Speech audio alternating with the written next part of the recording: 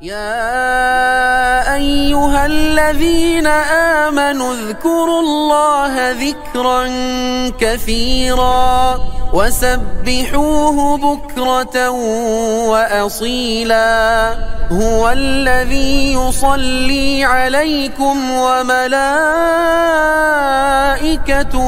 ليخرجكم من الظلمات إلى النور وكان بالمؤمنين رحيما.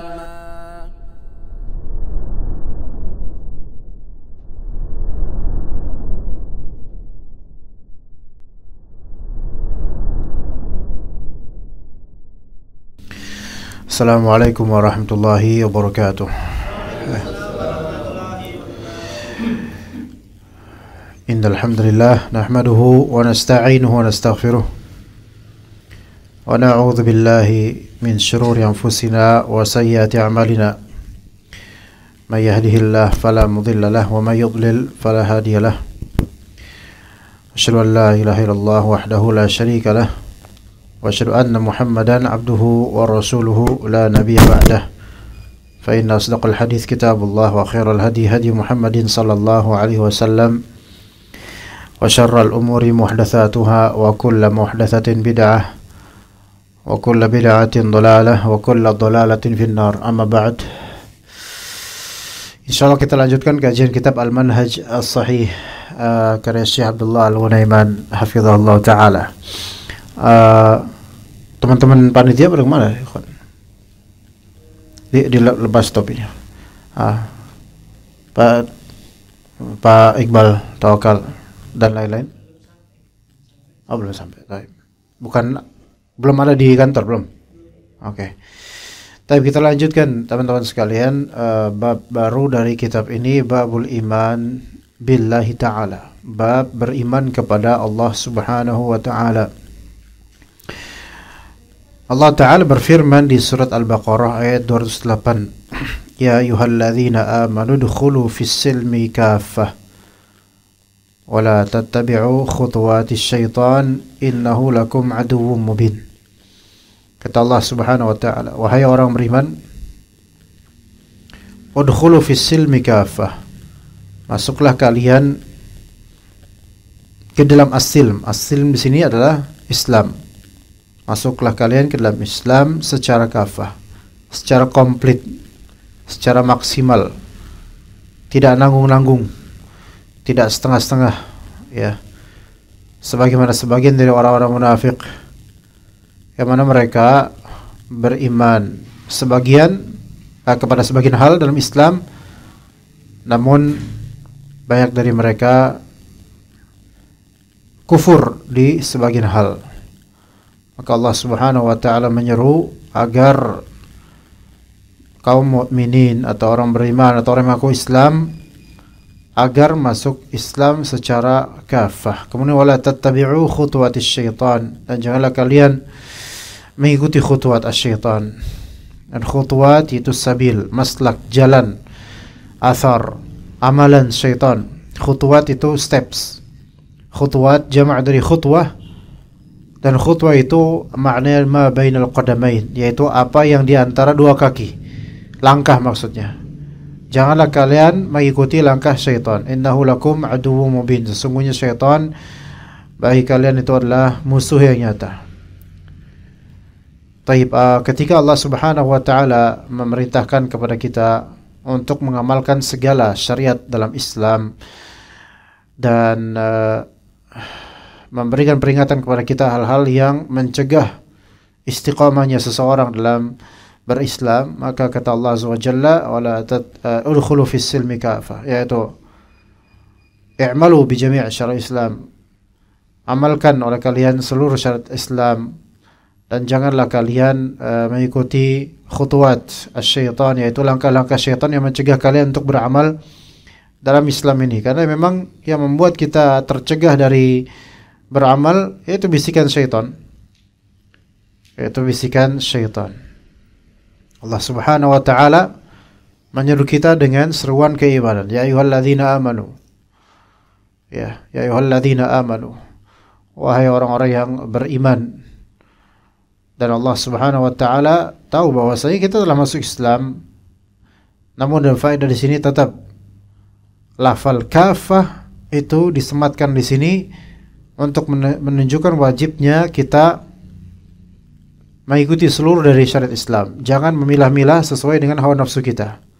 Sebagaimana banyak orang, baik orang liberal atau orang awam yang mengikuti hawa nafsu, atau bahkan orang alim yang mengikuti hawa nafsu, dan itu lebih buruk lagi ketika seorang yang berilmu menerbitkan hukum di lisannya tidak sesuai dengan hawa nafsunya, syariat yang tidak sesuai hawa nafsunya, maka dia pun memalsukan hukum-hukum syar'i.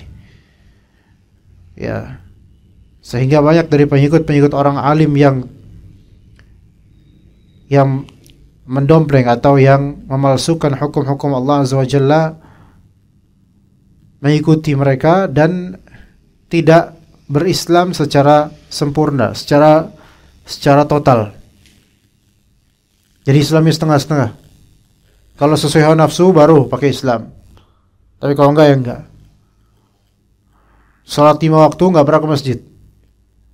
Namun giliran lebaran, Id ke masjid, atau bukan ke masjid, masih ke salat Id. Ya, entah karena gak enak sama teman-temannya atau karena pengen dapat daging kurban, maka jadi panitia kemudian. Tapi giliran salat 5 waktu berjamaah itu nggak pernah. Maka ini berarti belum masuk Islam secara kafah, dalam artian belum mau mengikuti seluruh syariat Allah Azza wa Jalla. Ya, jadi jangan nanggung lah. Salat itu penting. Ya, jangan 5 waktu nggak salat, tapi pas Jumatan salat itu pun terpaksa karena teman kerjanya atau teman kantor pada salat Jumat semua. Dia masa enggak? Nanti berkumpul dengan emak-emak dong nanti. Sama ibu-ibu, malu dia. Akhirnya dia terpaksa salat Jumat. Maka ini sebenarnya berislam seperti apa gitu loh. Ya. Nah, kemudian wala tattabi'u khutuwat asyaitan. Maka di sini ada hukum illat atau sebab mengapa seseorang tidak bisa masuk Islam secara sempurna, atau kenapa seseorang tidak bisa mengikuti seluruh dari syariat Allah melainkan tabang pilih. Ternyata di sini ada sebabnya, yaitu ittiba' khutuwat asyaitan, mengikuti bisikan-bisikan dan langkah-langkah syaitan. Dan larangan untuk mengikuti bisikan syaitan atau langkah-langkah syaitan, Allah Ta'ala berikan sebabnya. Kenapa dilarang? Innahu lakum aduwwum mubin. Sesungguhnya syaitan itu bagi kalian wahai orang beriman adalah musuh. Adu itu musuh, mubin nyata. Taib. Sekarang kenyataannya syaitan dari kalangan jin itu tidak nyata terlihat di kita. Lalu nyata seperti apa yang dimaksud oleh Allah Subhanahu wa taala?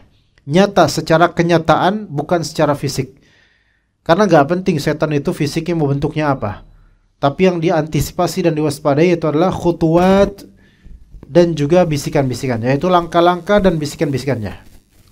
Dan ada faedah yang sangat penting di sini, jemaah teman-teman sekalian. Lafal khutuwat itu kalau Englishnya itu step, langkah. Dan ini pakai jamak plural, berarti steps, langkah-langkah. Menunjukkan bahwasanya setan ketika menggoda seseorang atau ingin menjerumuskan seseorang, maka mereka itu memakai strategi dan langkah. Bukan begitu saja langsung, melainkan mereka juga mempelajari orang yang mau mereka jerumuskan.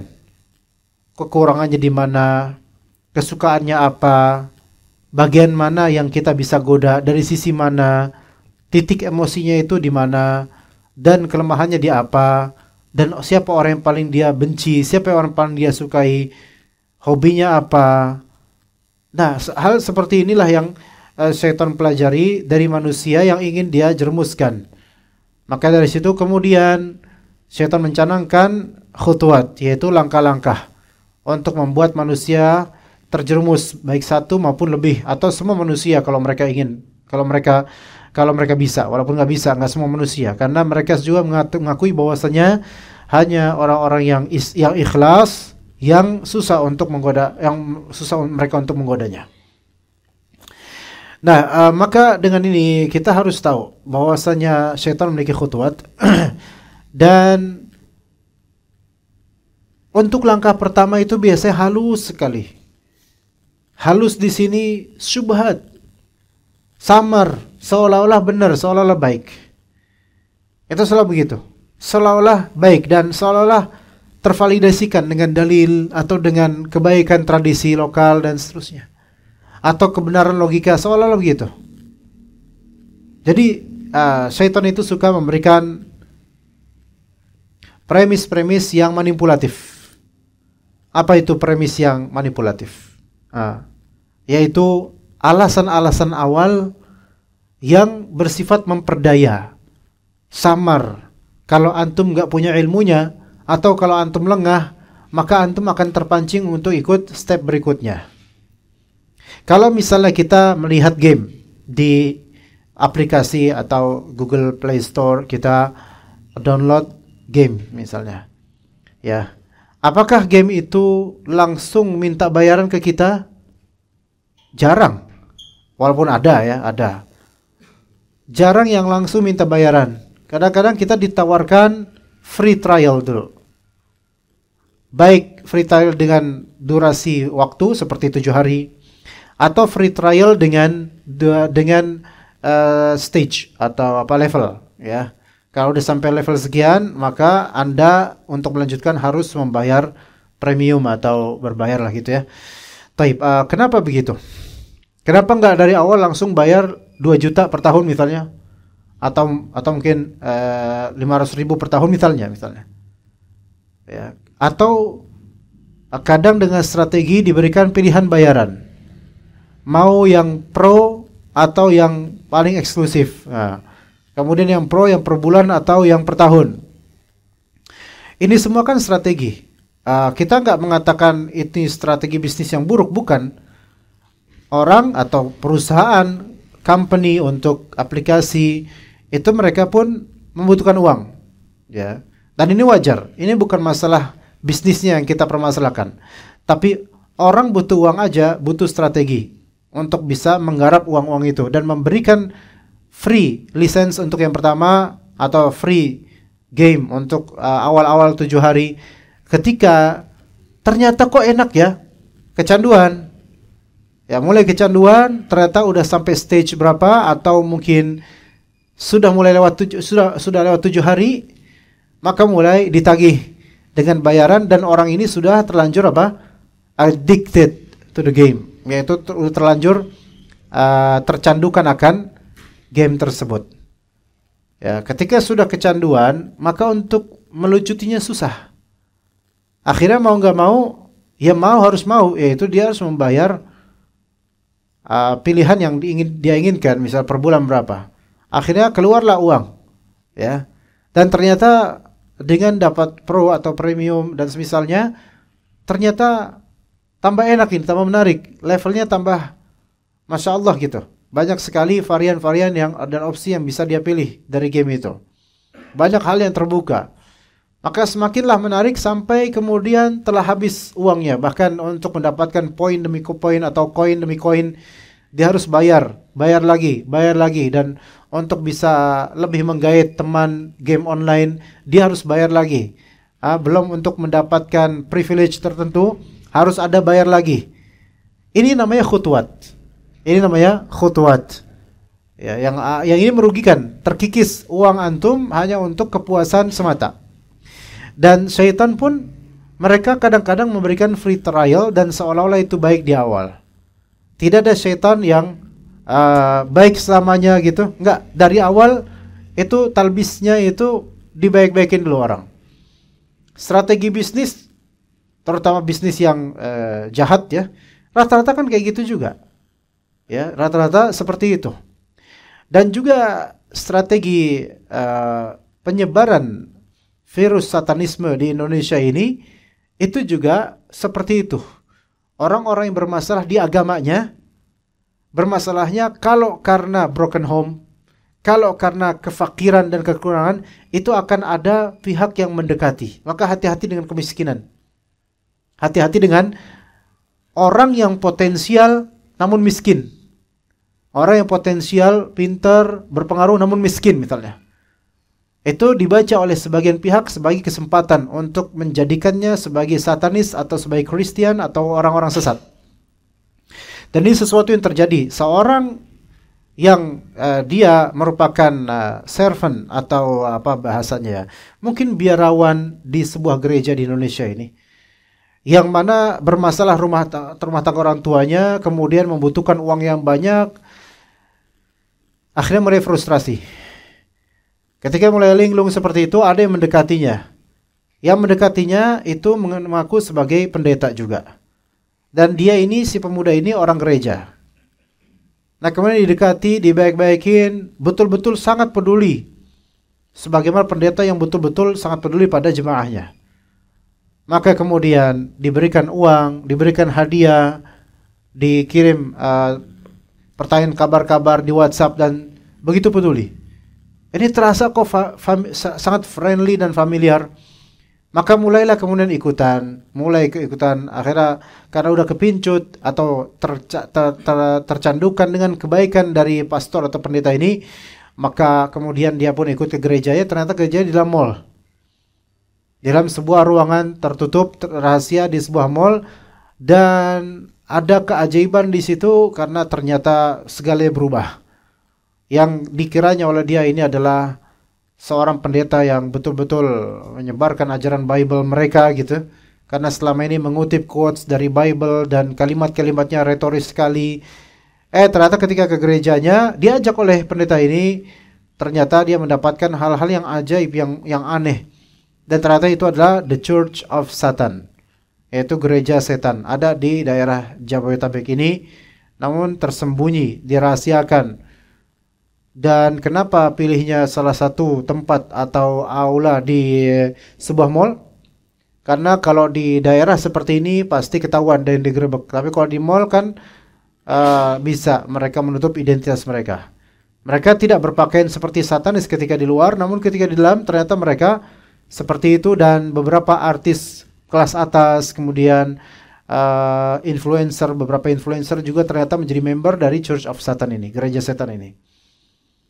Ya, maksud Anda cerita hal seperti ini adalah bahwasanya mereka adalah syaitan dari kalangan manusia, dan mereka tidak mungkin menampakkan satanisnya mereka secara publik di Indonesia ini.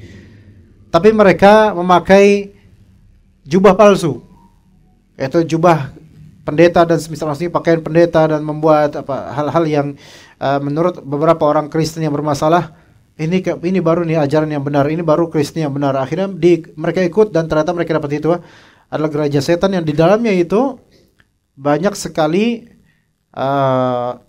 intercourse atau hubungan seksual, baik sesama jenis atau lawan jenis, secara perzinahan dan tukar ganti pasangan.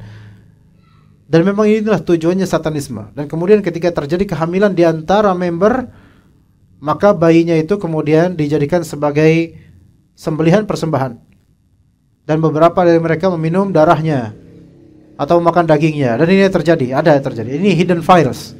Ini termasuk file-file yang atau kenyataan yang tersembunyi. Hanya beberapa orang yang tahu dan menceritakan, namun sebenarnya ini menjadi rahasia umum bagi sebagian pihak. Nah, syaitan itu menjerumuskan dengan cara-cara seperti itu. Ya. Adapun kalau misalnya gini, misalnya antum melihat penampakan, antum tahu itu syaitan. Kalau antum berani, antum kejar, antum pukul, selesai urusan. Ini enggak ada syubhat di sini. Makanya syaitan itu jarang menampakkan dari kalangan jin ya, jarang menampakkan diri atau menampakkan wujud-wujud tertentu kecuali pada satu orang yang percaya khurafat. Khurafat itu omong kosong dari cerita-cerita hantu. Kedua, orang yang mudah ketakutan, itu sangat mau setan itu untuk menampakkan sesuatu padanya. Ya, jadi yang percaya khurafat seperti apa? Seperti anak indigo, orang indigo, dan juga yang percaya dengan indigo, percaya dengan cerita orang-orang indigo. Kemudian suka dengan film-film horor dan semisalnya. Kemudian yang kedua suka penakut. Dan yang ketiga yang imannya itu rendah. Itu bisa ditampakkan oleh mereka sesuatu yang mengerikan dan semisalnya. Tapi bagi orang yang imannya tinggi, kemudian gak takutan dan tahu ini semua syaitan, itu syaitan juga malas mau tampil di hadapan mereka karena useless. Apa useless, ikhwan? No use, nggak ada gunanya. Capein aja kita goda orang-orang seperti ini dengan cara ini. Tapi kalau di suatu penduduk di suatu RT atau di suatu desa yang masih sangat rentan dengan kepercayaan, khurafat, dan cerita-cerita mistis, maka ini sangat mudah untuk terhasut. Kadang setan itu mengawalinya dengan bertengger di pohon beringin, ada penampakan ini, penampakan itu. Nanti lama-lama jadi kepercayaan bagi sebagian pihak bahwa saya di sini ada penunggunya. Nah, itu adalah apa? Adalah trik dan steps dari syaitan supaya lama-lama akhir terjadi apa? Terjadi penyembahan terhadap yang gaib selain Allah dengan ada sesajen di pohon beringin, ya. Kemudian apa yang tusuk-tusuk saji itu, ya apa? Lidi sadi apa yang namanya? Apa yang dupa, betul dupa, tapi ya dupa ya. Tusuk dupa gitu ya. Lidi dupa lidi itu. Itu kadang ditaruh di sela-sela dari pohon beringin. Itu yang mereka inginkan. Worshipping, penyembahan terhadap mereka. Itu tujuannya supaya syirik. Tujuannya supaya syirik.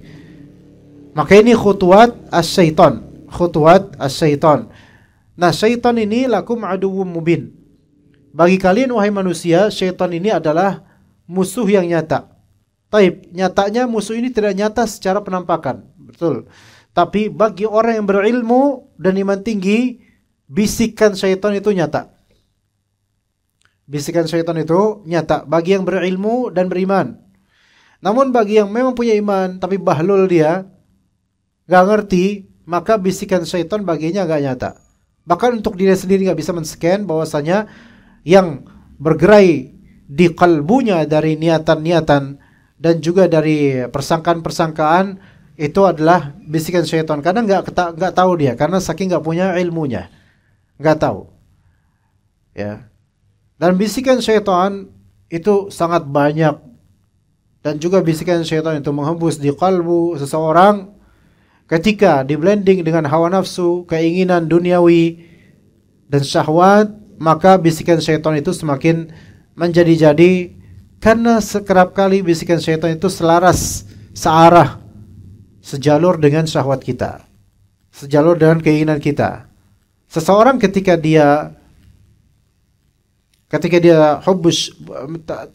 punya penyakit hubbus syuhrah, ketika dia punya penyakit cinta popularitas, maka di antara fitnahnya adalah foto.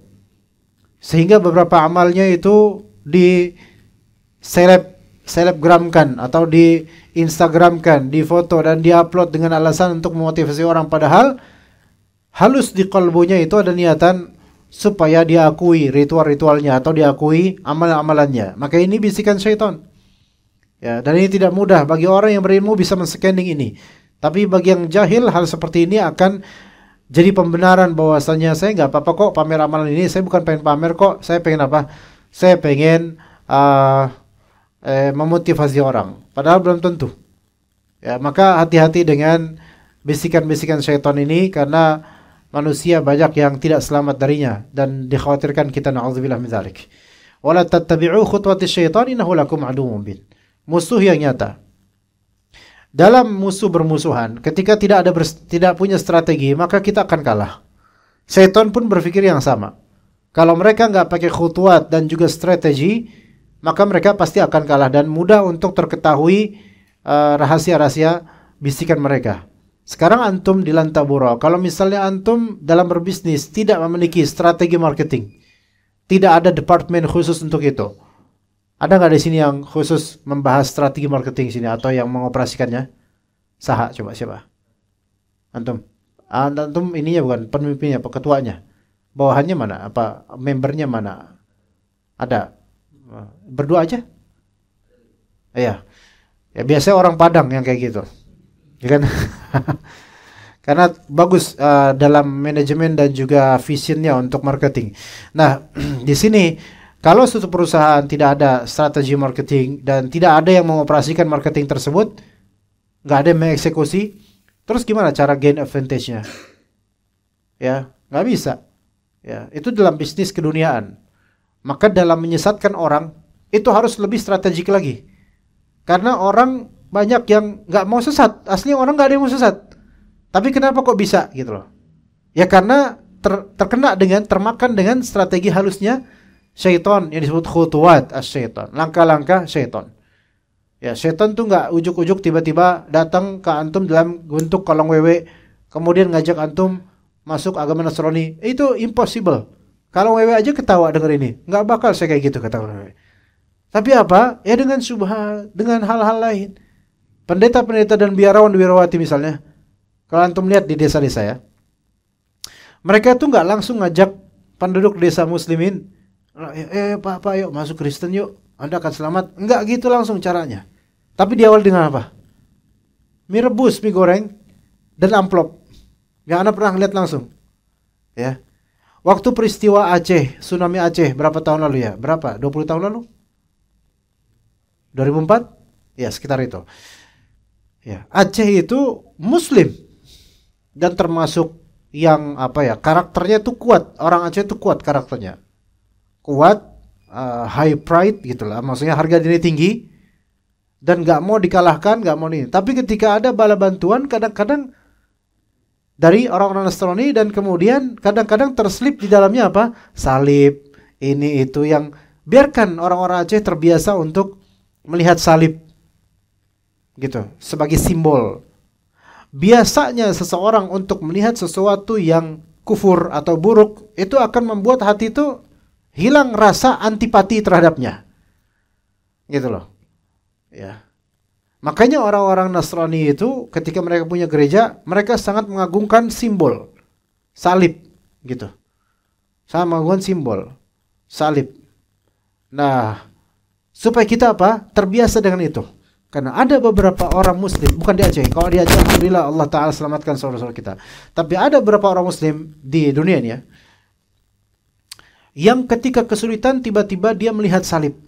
Baik di mimpinya, baik ketika melewati gereja, baik ini, baik itu, melihat salib. Mungkin karena sudah terbiasa melihat itu, hal itu biasa baginya. Dan ternyata itu memberikan efek pada qalbunya untuk mengikuti apa yang dibalik salib itu. Na'udzubillah min dzalik. Ada yang seperti itu. Na'udzubillah min dzalik. Kalau antum lihat di beberapa channel di YouTube, seperti channel Hidayatullah atau lain-lainnya, bagaimana petualangan sebagian mantan non-muslim, ya, atau bagaimana kisah-kisah orang yang murtad, ya, yaitu muslimin di YouTube. Saudara-saudara kita banyak yang membantah orang-orang yang ngaku telah murtad. Itu banyak dari mereka, di antara cerita mereka itu, di antara faktornya adalah tiba-tiba melihat salib ketika lagi susahan. Na'udzubillah min dzalik, na'udzubillah min dzalik. Subhanallah. Seandainya seseorang mereka mendalami Al-Quran dan qalbu mereka tersentuh dengan makna dalam Al-Quran dengan baik, maka segala simbol-simbol kekufuran itu enggak ada apa-apanya baginya. Karena suatu makna itu makna pelajaran hidup, kebaikan, pelajaran yang maknawi itu lebih dalam dibandingkan sebatas simbol.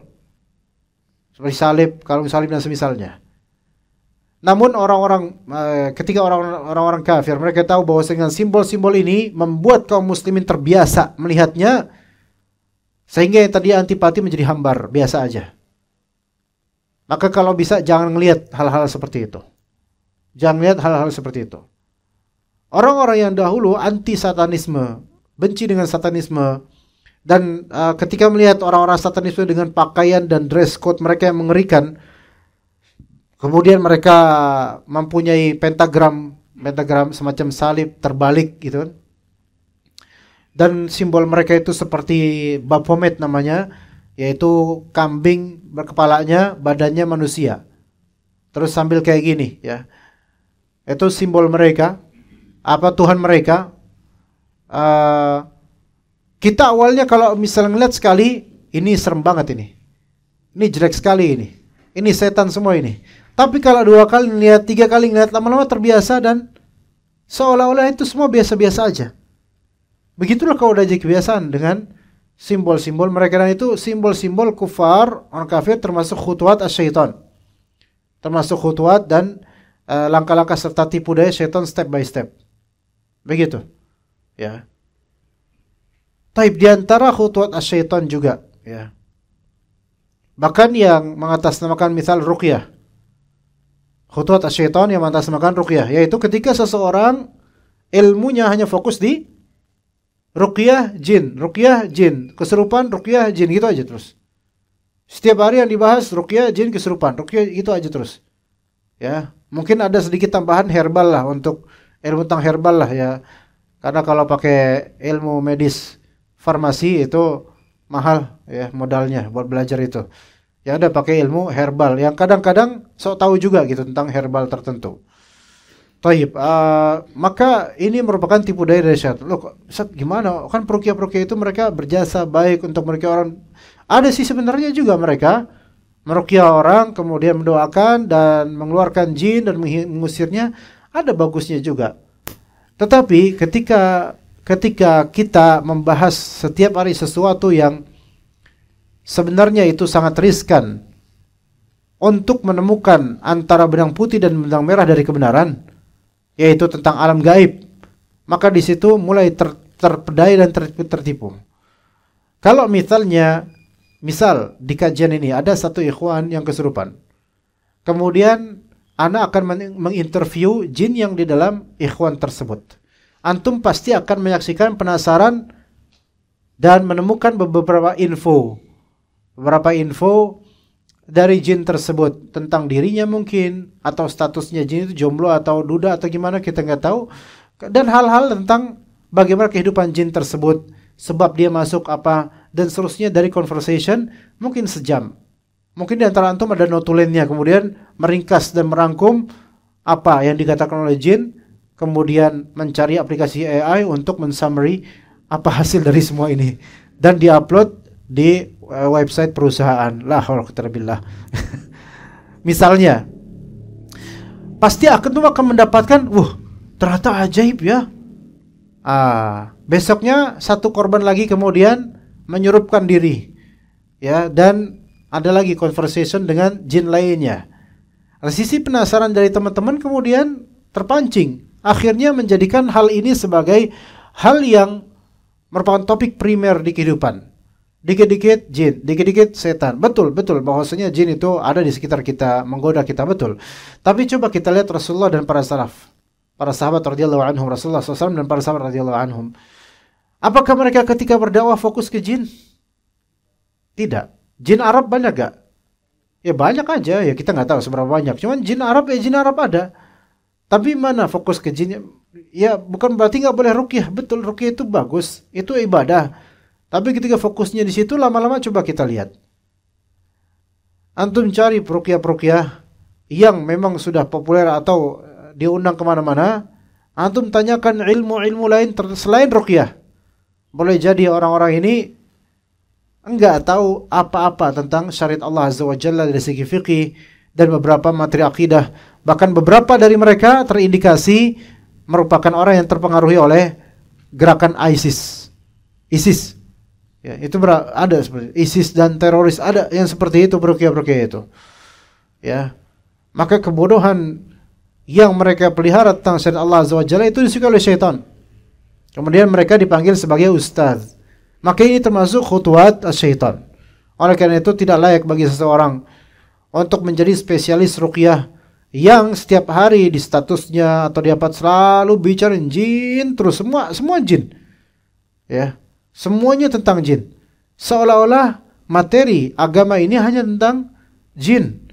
Padahal masih banyak ya akhi. Antum bicara tentang taharah, bersuci, tentang salat, tentang zakat yang kaum muslimin butuhkan semua. Yang boleh jadi penyebab jin itu masuk karena apa? Pensuciannya tidak benar, bisa jadi. Penyebab jin itu masuk mungkin karena rukun salatnya tidak benar sehingga tidak sah salatnya, sehingga mudah digoda jin dan hal-hal lain. Maka hati-hati dengan khutuwat syaitan, karena innahu lakum aduwwum mubin. Kemudian di surat Al-Baqarah ayat 136 kata Allah Subhanahu wa taala, bismillah. Qulu amanna billah wa ma unzila ilaina wa ma unzila ila Ibrahim wa Ismail wa Ishaq wa Ya'qub wal asbat wa ma utiya Musa wa Isa wa ma utiya an-nabiyyuna min rabbihim la nufarriqu baina ahadin minhum wa nahnu lahu muslimun. Katakanlah oleh kalian, kami beriman kepada Allah dan kami beriman kepada apa yang diturunkan kepada kami, yaitu Al-Quran, dan apa yang diturunkan kepada Nabi Ibrahim, Nabi Ismail, Nabi Ishaq, Nabi Ya'qub, dan juga diturunkan kepada Al-Asbat, Al-Asbat, sebagian dari ulama mereka menyatakan Al-Asbat ini saudara-saudara Nabi Yusuf alaihissalam. Wa ma utiya Musa wa Isa, dan apa yang didatangkan kepada Nabi Musa dan Isa dari kitab dan wahyu. Wa ma utiya an-nabiyyuna min rabbihim, dan apa yang didatangkan kepada para nabi dari Rabb mereka. La nufarriqu baina ahadin minhum wa nahnu lahu muslimun. Kami tidak membeda-bedakan antara mereka satu sama lain, maksudnya tidak tebang pilih ya antara para rasul dan nabi, dan kami berserah diri kepada Allah Subhanahu wa taala, muslim. Syuf di sini lihat ini iman kepada Allah Subhanahu wa taala merupakan hal yang paling pertama. Ya, qulu amanna billah, qulu amanna billah. Katakanlah kami beriman kepada Allah Subhanahu wa taala. Ini wajib untuk kita nyatakan dan realisasikan iman kepada Allah Subhanahu wa taala. Juga di surat An-Nur ya, yang kita singkat di sini di awal di ayat 47 saja, wa yaquluna amanna billahi wa birrasul wa ta'na. Mereka berkata tadinya kami beriman kepada Allah dan kepada Rasul, dan kami taat pada Allah dan Rasulnya. Thumma yatawalla fariqum minhum min ba'di dzalik wa ma ulaika bil mu'minin. Kemudian ada segolongan dari mereka malah setelah mereka menyatakan iman malah kemudian berpaling setelah itu, dan mereka bukanlah orang-orang yang beriman. Jadi kalau misalnya awalnya tadi bilang beriman, terus habis itu murtad, maka kholas tidak ada iman lagi pada mereka. Begitu, Allahu a'lam. Ada soalan nggak di sini teman-teman sekalian? Biasanya antum mau nanya. Iya, soal waktunya tinggal segini, ya.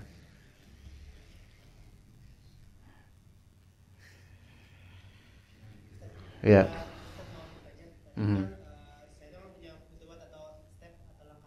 Iya.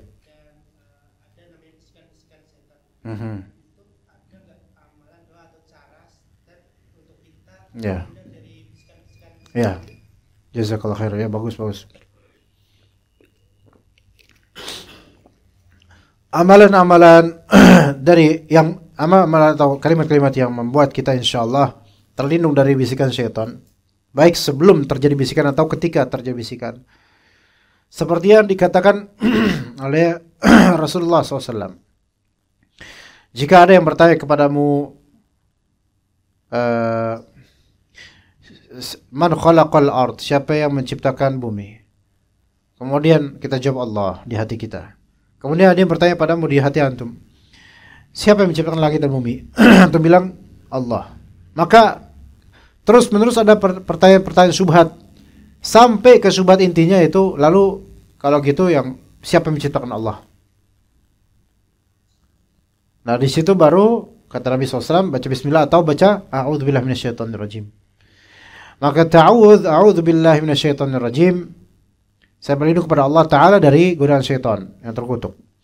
Juga a'udzubillahi samil alim minasyaitonirrajim min hamzihi wa nafthihi wa nafthihi, berlindung pada Allah Ta'ala dari syaitan ar-rajim yang terkutuk dari bisikan-bisikannya. Ya, itu ada doa seperti itu. Atau a'udzu bikalimatillahi tammati min syarri ma khalaq. Saya berlindung kepada Allah Ta'ala dengan kalimat Allah Subhanahu wa taala dari keburukan yang Dia ciptakan, itu di antara syaitan.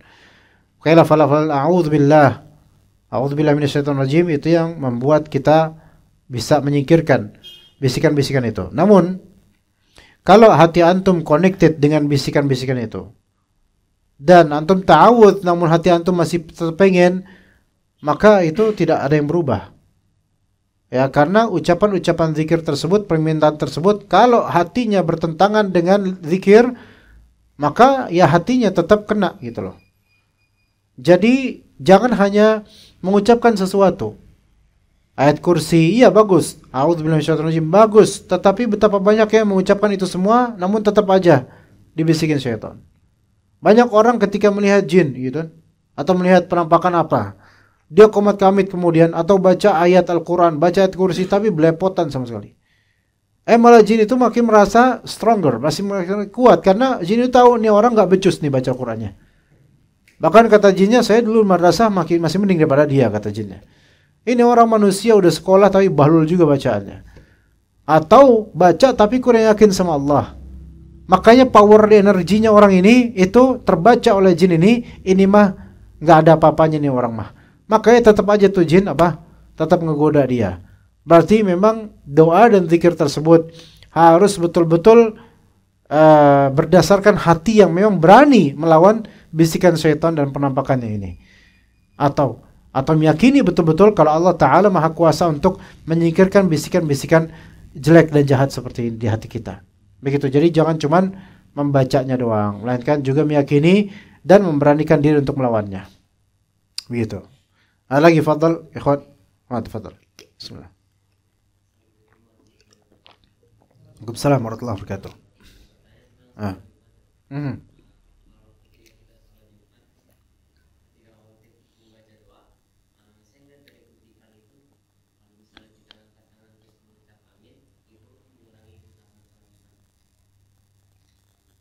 Ketika kapan dulu nih? Ketika di akhir khutbah ya? Oke.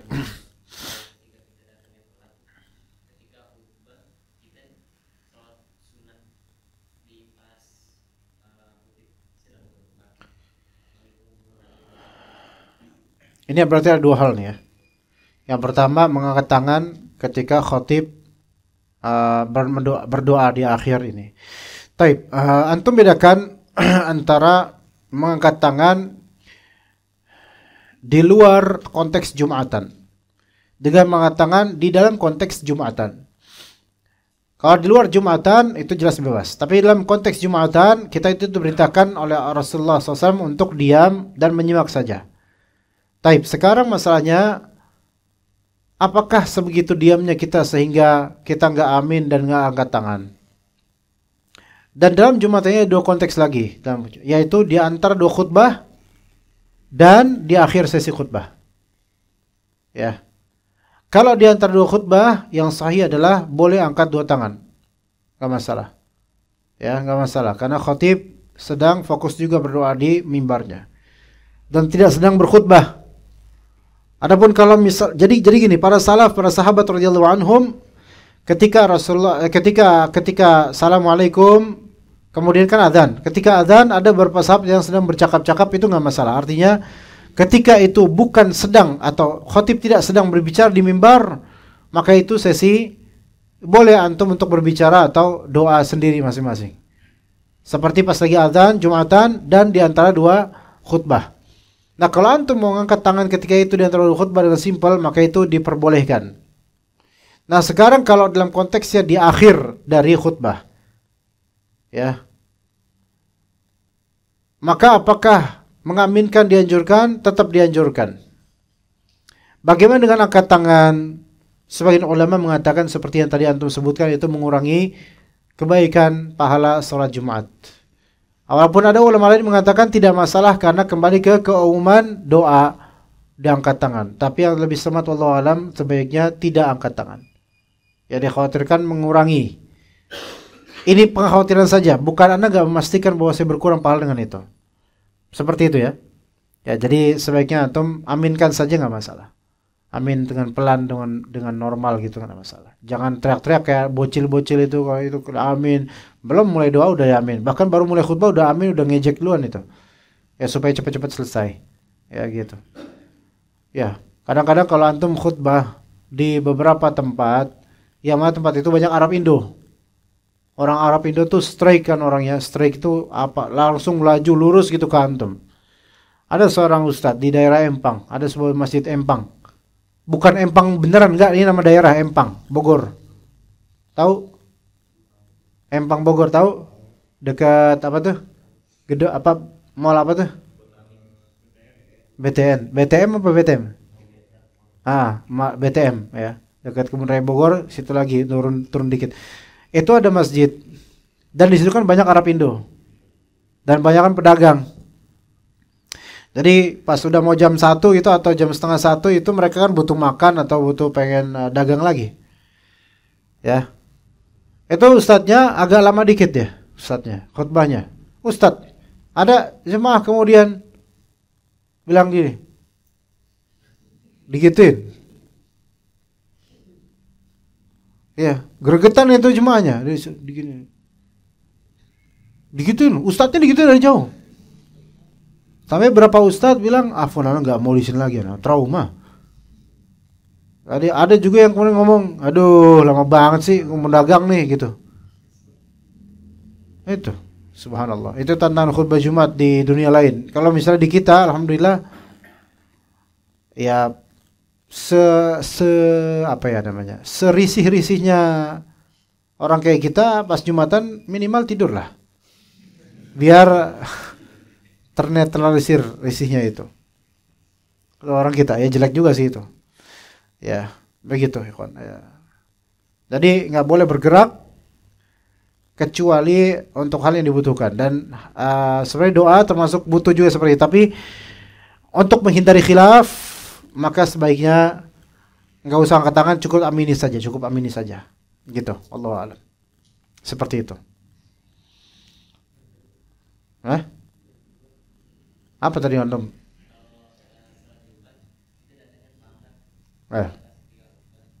Baik. Contoh antum sholat Jumat di mana? Kan di sini nggak ada sholat Jumat kan? Nggak, kekecilan ini mah. Di mana sholat Jumat antum? Riyadh, Mias, atau Halangan, atau di masjid yang gede itu di pertigaan itu dekat tempat bensin.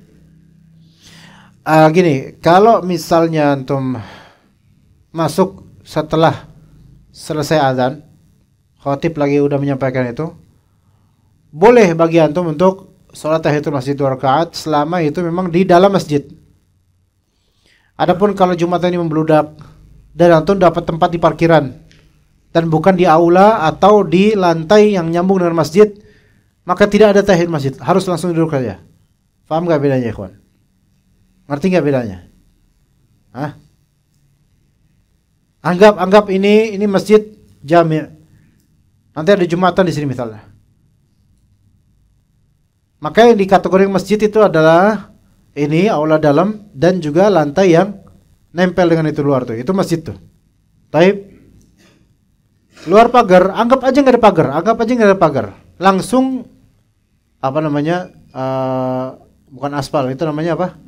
Cor-coran itu langsung lah itu.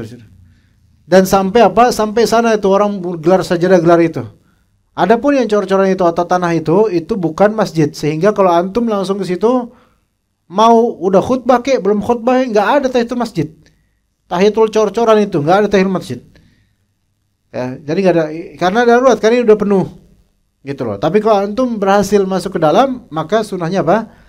Tahiyatul masjid selama tidak mengganggu jemaah dalam mendengarkan khutbah. Seperti ternyata ada tempat kosong di sini. Khutbah khatib lagi naik mimbar, lagi ceramah seru-serunya, antum cuk. Salat di situ. Ya.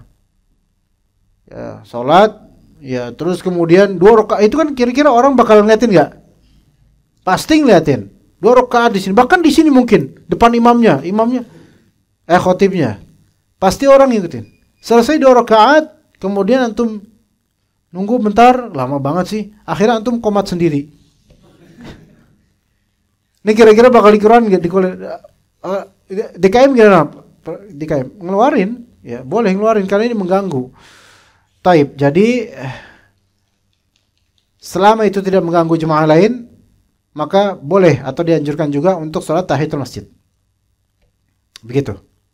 Adapun kalau antum baru masuk ketika adzan, maka antum tahiyatul masjidnya setelah selesai atau ketika lagi adzan langsung tahiyatul masjid. Yang saya adalah ketika adzan langsung tahiyatul masjid.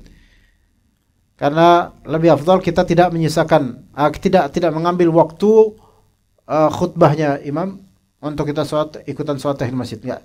Jadi apa yang banyak dilakukan oleh banyak dari jemaah tidak tepat ketika baru masuk adzan, terus nunggu sampai selesai adzan baru tahiyatul masjid. Enggak, melainkan pas dia udah masuk itu tahiyatul masjid langsung. Ya, supaya dia lebih dengar khutbah completely gitu. Seperti itu. Ada lagi? Fadhal.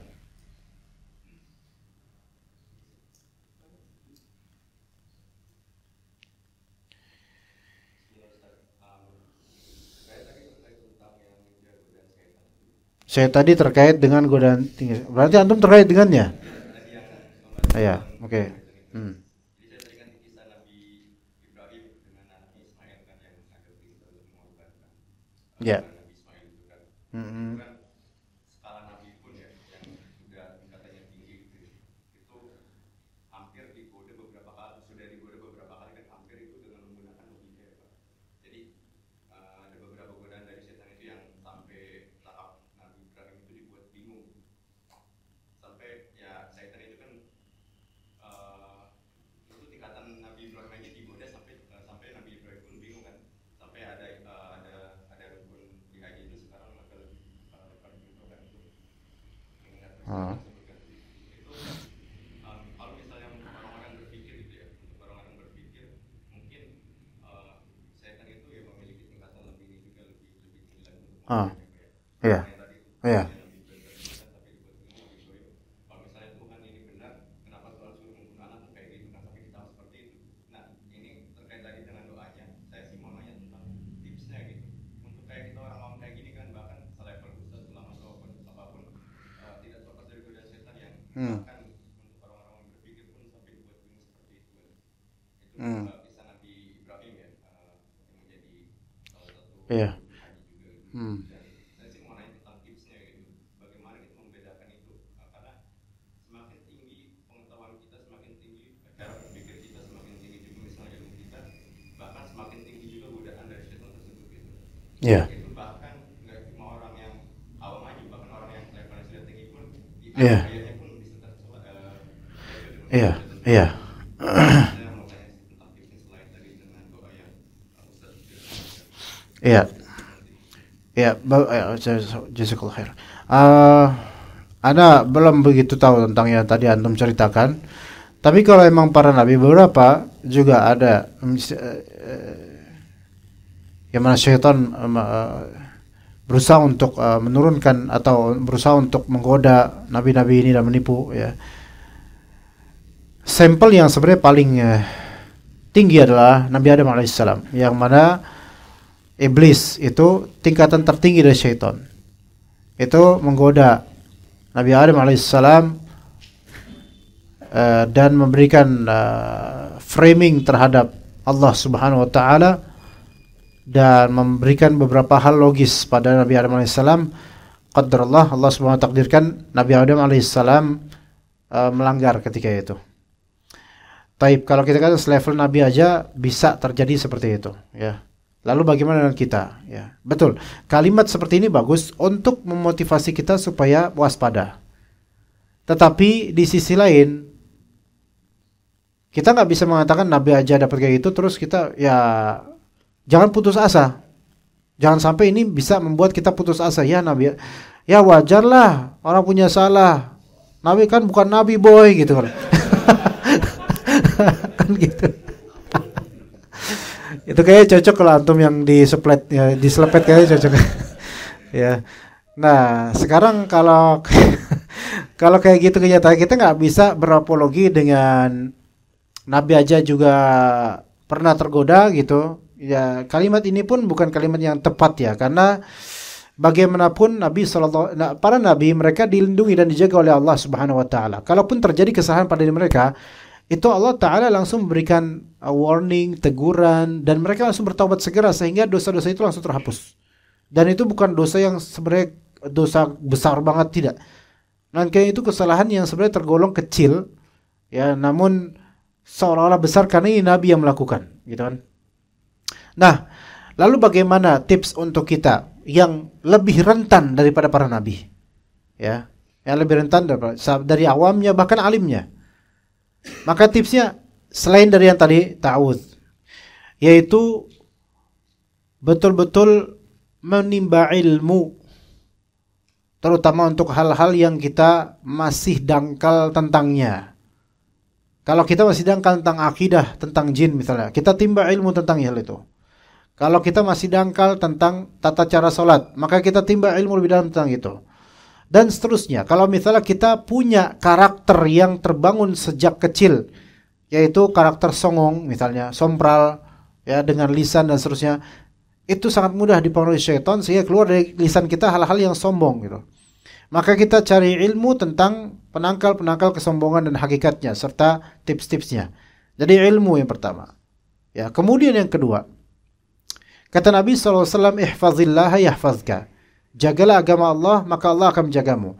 Perlu ada niatan di hati kita untuk menjaga agama Allah di kehidupan ini, sehingga kita tidak mudah untuk terpedaya. Seseorang ketika dia niatan hidupnya menjaga agama Allah, maksudnya menjaga agama Allah gimana? Yaitu betul-betul menjaga syariat Allah berusaha semampunya.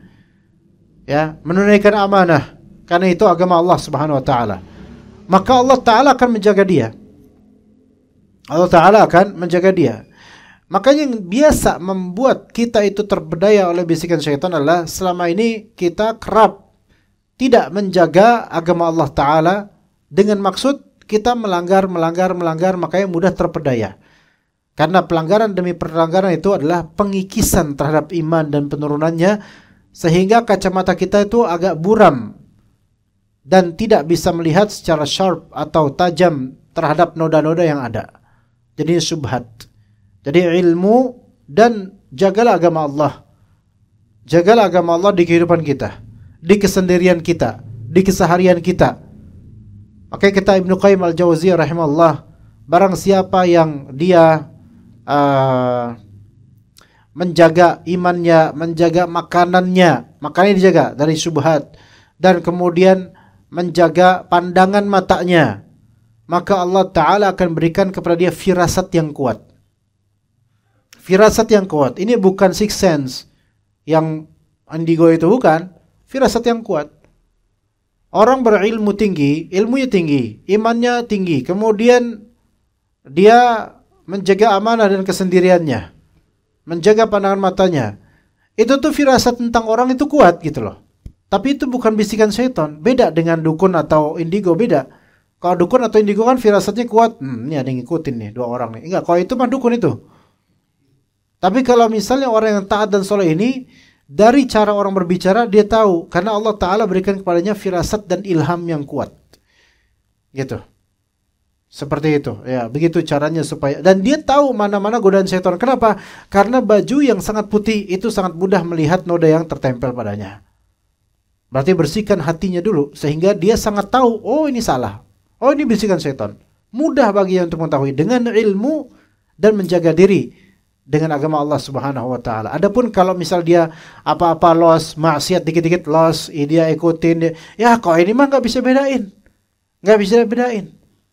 Ya udah biasa ngeliat aurat atau paha perempuan, lama-lama bahkan paha laki-laki juga dia suka lama-lama. Karena apa? Karena udah berbalik logikanya udah. Apa kata Allah Azza wa Jalla? Afaman yamshi mukibban ala wajhihi ahda amma yamshi sawiyan ala siratim mustaqim? Apakah orang yang ketika jalan itu palanya di bawah itu sama kondisinya dengan orang yang jalan di atas gitu? Kaki di kepala, kepala di kaki, tapi yang ini normal mana?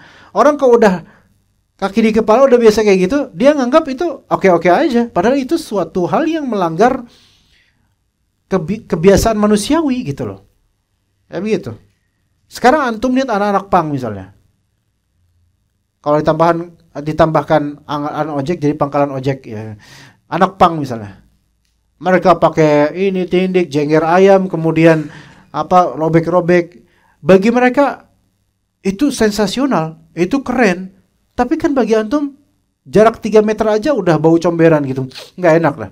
Tapi bagi mereka ini, bahkan ada satu anak pang, mantan anak pang itu pernah dikeluarin dari komunitas pang karena ketahuan mandi. Nah, lihat menyimpang. Kenapa menyimpang di sini?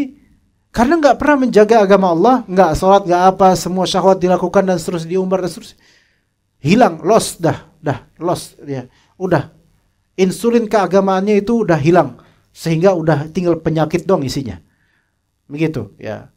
Maka caranya selain dari zikir betul, kemudian ilmunya ditambah dan jaga agama Allah dalam bekerja. Antum jaga agama Allah, jaga amanah.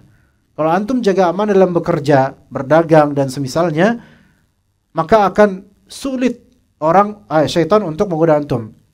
Dan mungkin yang ketiga, dan ini sebenarnya yang pertama harusnya, yaitu ikhlas. Ikhlas dalam beramal. Menjaga agama Allah, ikhlas dalam beramal. Karena kata syaitan sendiri disebutkan oleh Allah Ta'ala di surat Al-Hijr. Ya. la ughwiyannahum ajma'in illa ibadaka minhumul mukhlasin. Ya.